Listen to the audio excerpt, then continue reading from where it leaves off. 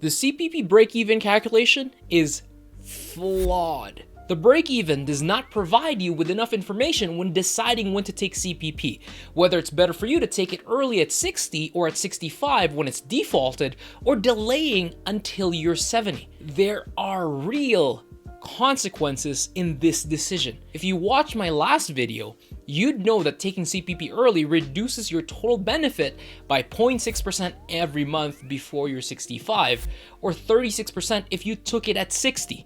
Think of it as a 36% early redemption penalty. While delaying it, on the other hand, gives you a 0.7% increase in your benefit every month you delay past 65, to a maximum of 42% at 70 years old. Keeping it simple, an early uptake is a 36% penalty, while delaying it, if you can, all the way until you're 70, is a 42% boost. Based on our most recent data, the national average for CPP benefits is $758.18 every month. If that was your entitlement at 65, taking it at 60 means giving up $272.94 every month. That doesn't sound like much, but look at it through a 30-year period. Taking CPP at 60 and pegging for a life expectancy of 90 years old, the total CPP benefit is $237,258. While if you waited until you're 65, the total benefit would be $344,461. That's a difference of $107,203. Delaying your CPP to 70 leads to a total lifetime benefit of $439,486.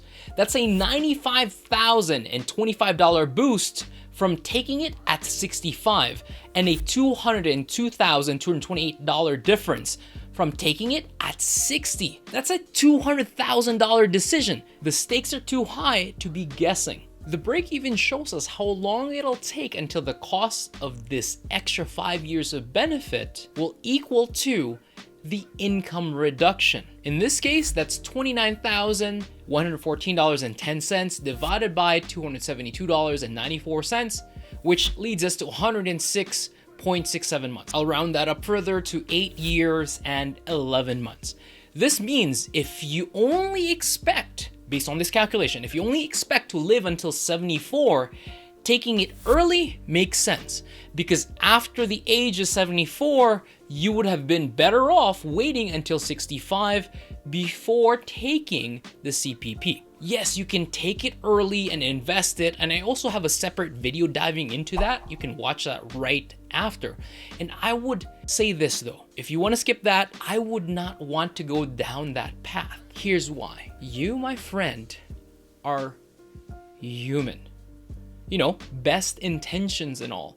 I've seen people say they want to take CPP early so that they can invest it, and they end up spending it instead. So from that simplistic analogy, if your plan is to invest the early CPP payouts, it doesn't make sense. Also, if you watch that video, the math does not support it either. Let's go back to our total benefits calculation. How did I come up with that? As mentioned, I used the national average. However, there's one key item that the break-even calculation neglects. Well, there's a few, but that's the first piece. It's a word that we are all sick and tired of hearing. It's inflation. You'll see this data again when I dive into our case study in our next video. What I did was I took the national averages and made inflation adjustments using our financial planning tool and compared 3 different CPP take-up dates. Instead of taking it and giving you an additional 5 years of income and dividing it by our monthly penalty, I compared it to the year-by-year cumulative CPP benefit and tracked when you take it at 65, when that beats 60, and again doing the same thing at 70 years old. Graphically, this is what it looks like.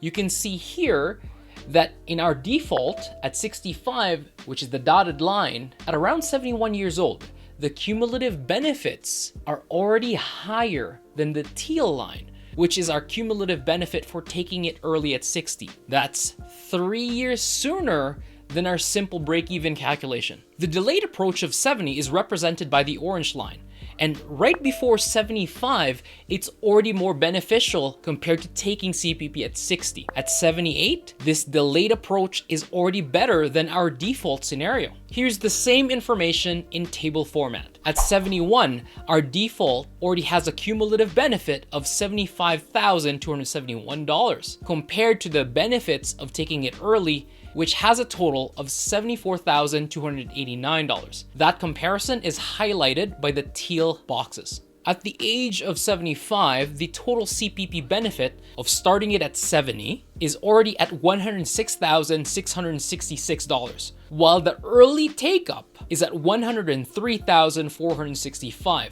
That comparison is highlighted by the orange boxes. Finally, when comparing the default CPP of 65 versus waiting until 70, we can look to age 78. That's highlighted by the navy blue boxes. There's $162,330 for the default, while there's $165,199 in total CPP benefit simply by waiting until 70 if you can afford to do so.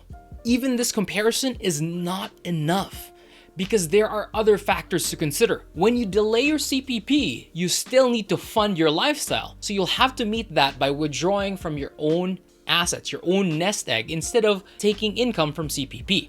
That's why I created the next video showing you the impact of CPP timing and how that affects your overall sustainable income. Click here to watch that right now.